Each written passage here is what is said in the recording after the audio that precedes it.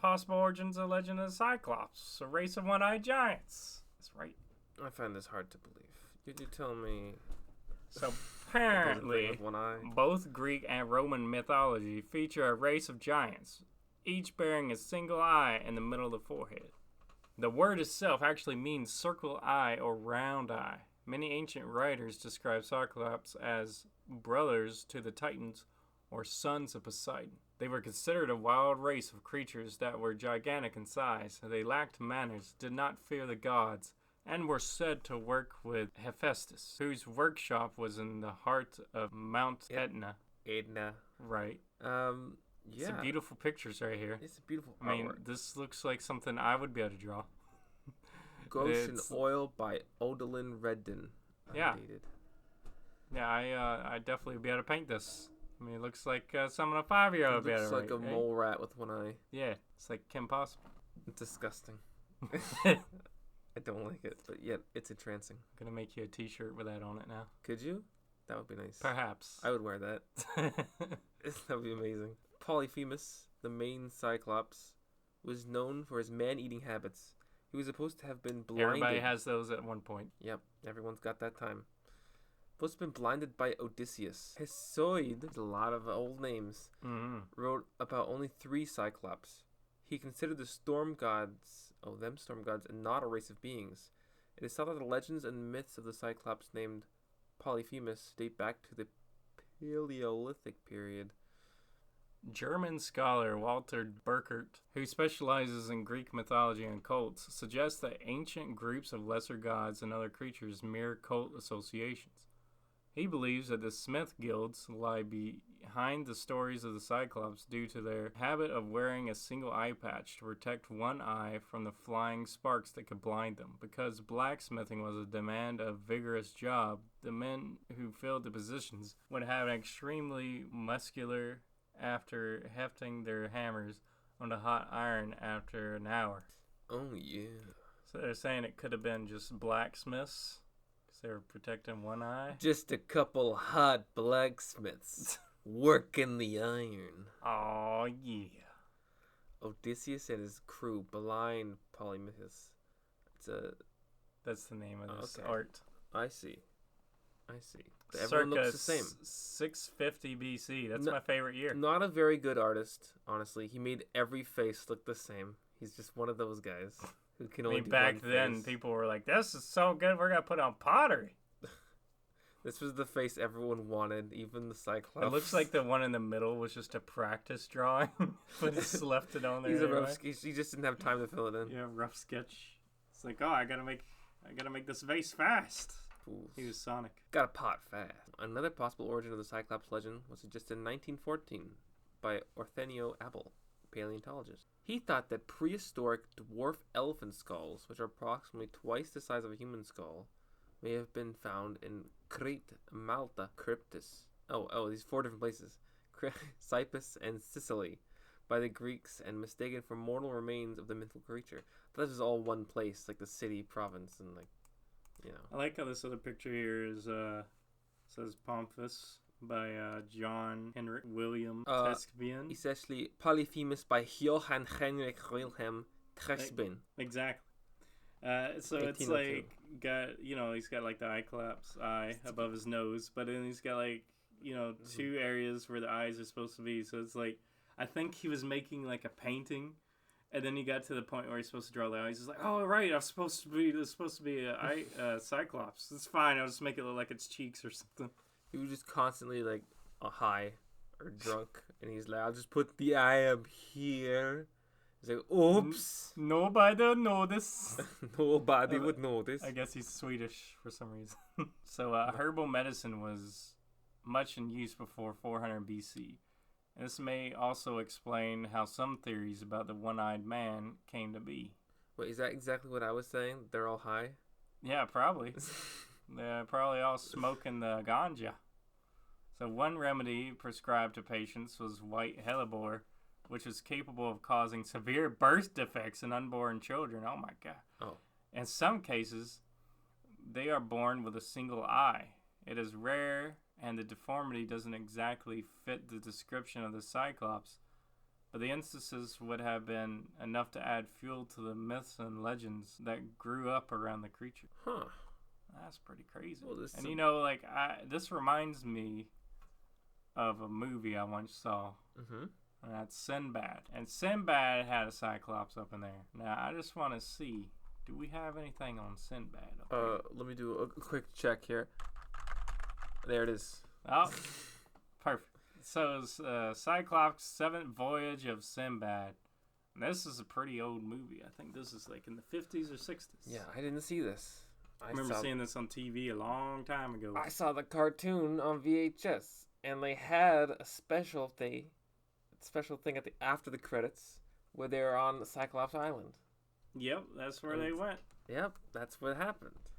The Cyclops were a race of creatures which appeared in the 1958 mythological fantasy movie The Seventh Voyage of Sinbad. Appearance as a Cyclops in general, the movie Cyclops sported only one eye. They were large brownish humanoids, easily 4 or 5 times the height of a man, and furried, satyr-like legs, kind of like, you know, goat legs. It looks more like a minotaur legs. Right. That's what I always thought. Pointed ears and a single vicious horn mounted on their forehead. Vicious. So it's like not only do they got one eye, but they're a unicorn. They are also a unicorn. Right. They're magical. They appeared to be possessed of at least a rudimentary intelligence, and demonstrated by one when it attempted to cook its food before consuming it. So I guess cooking food is like... This Cyclops is definitely true to life. This is the real Cyclops, not a stop-motion figure in a movie. Definitely not. History.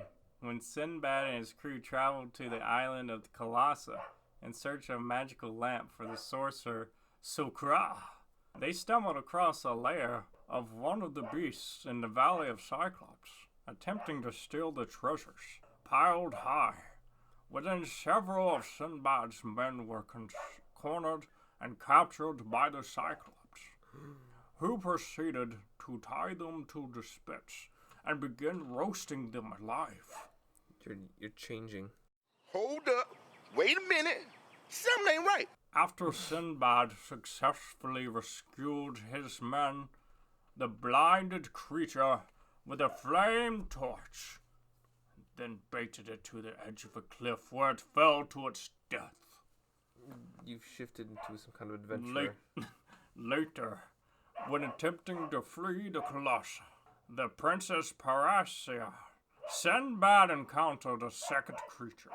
This time, however, Sinbad unchained Sokra's enslaved dragon Taro, who battled the Cyclops and ultimately killed it. Wait, a dragon Taro versus the Cyclops? Is there a picture Who of is dragon this? Taro? Taro, oh my god. It's just a dinosaur. The most beautiful dragon I've ever seen. But you know when we did those top 10 dragons?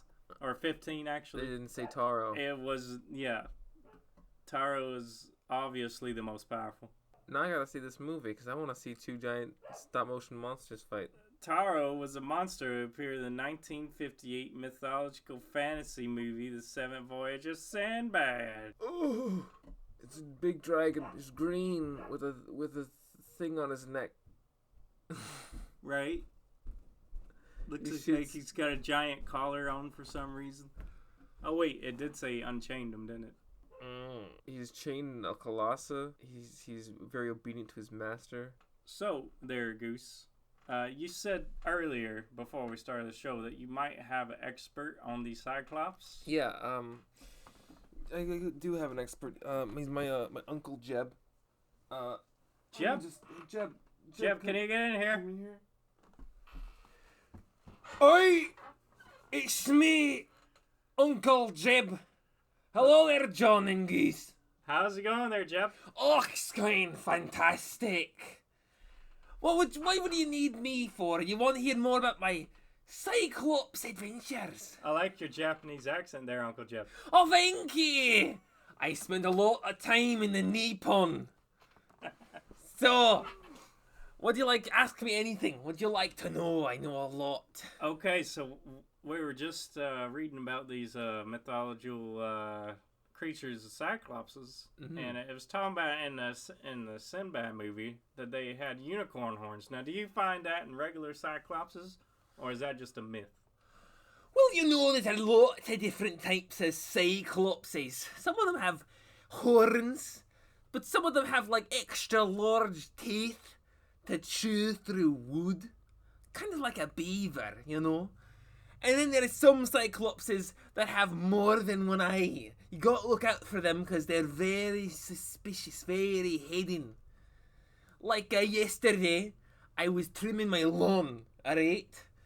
And my neighbour, Philip, he came out and he asked if he could borrow my lawnmower. Well, obviously I could tell that Philip was a freaking...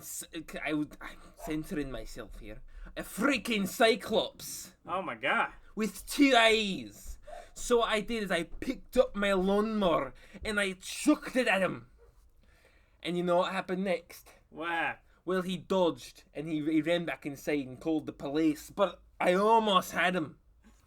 And next time I see him, I've got a couple of javelins I'm gonna use right through his eyes. Well, you know what? It sounds like to me that you should probably go break into his house. I mean, if he's a Cyclops, I wouldn't wait for him to show up again. That is how a Cyclops hunter thinks, Boyle. You ever think of becoming a Cyclops hunter? Well, I didn't know you were a hunter there, Uncle Joe. I thought you were just an expert. I am! One who hunts his prey must know his prey, alright? So when you see a Cyclops, if you don't know a diddly squat about a Cyclops, how you expecting to kill it? Goose, I think this guy's crazy. Just go with it. We'll get him. So, in anything else you'd like to ask me about this Cyclops? You know what, Uncle Jeff? I think that that's a lot of information, and I gotta take this all in. Like, I didn't think there would be like real Cyclopses among us. Jeb, have you ever seen a Cyclops with like with one eye, like a giant Cyclops? Oh, I've seen them in like stories, in like books. But that's just the start. Once I really get my own hands on a Cyclops, I'll tear it aside and I'll put it in like a museum, and everyone will know that I, Jebediah Portrus, am not crazy. I'm not insane. Cyclopses are real, and they stole my money. They ripped my car out of the garage and took it to an impound lot. They stole my wife and the kids. It sounds like you have a good relationship with them there, Uncle Jeff. Oh yeah. It's just things are great. Very passionate.